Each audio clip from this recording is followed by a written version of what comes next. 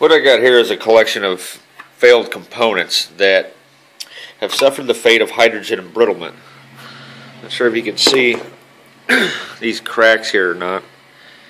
This is not from over tightening. This is from hydrogen embrittlement. I've witnessed this many times before on plastics of this type. These devices were never exposed to pressure over 1 psi. I don't know if you can see those cracks, a little hairline crack right there and right here. It's cracked pretty bad in several spots to the point where it was leaking. If I would have let it go any longer, the cracks would have traveled all the way up the side of this like they did in this unit. I accidentally threw away the overflow cup on this one because it cracked so bad, but it had more cracks than all of these. All of these were connected to a hydrogen torch system at one point. And if you're thinking of building one, do not use these clear plastics. This will happen time and time again, like 5 or 6 times. For some reason though, on this device here I'm testing, this thick clear plastic on these water filters does not appear to be susceptible to hydrogen embrittlement.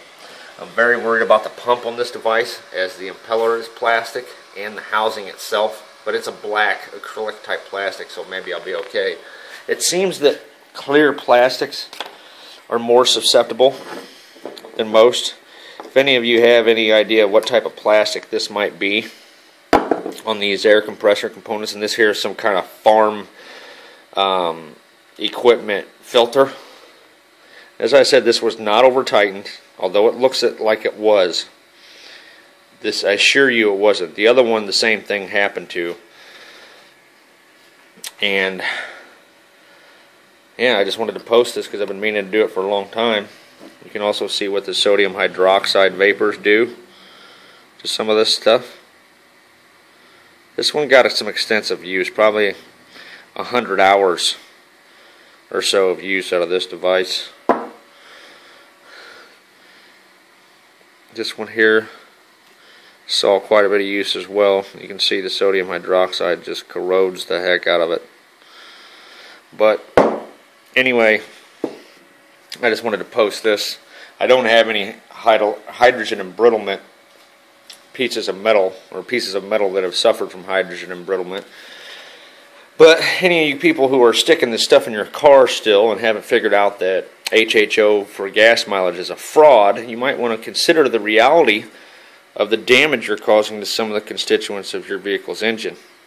Some of these components are made out of plastics that are susceptible to hydrogen embrittlement. So yeah, if anyone knows what type of plastic this is, let me know. Same thing with this here, on this device here I'm testing. This here has been doing okay.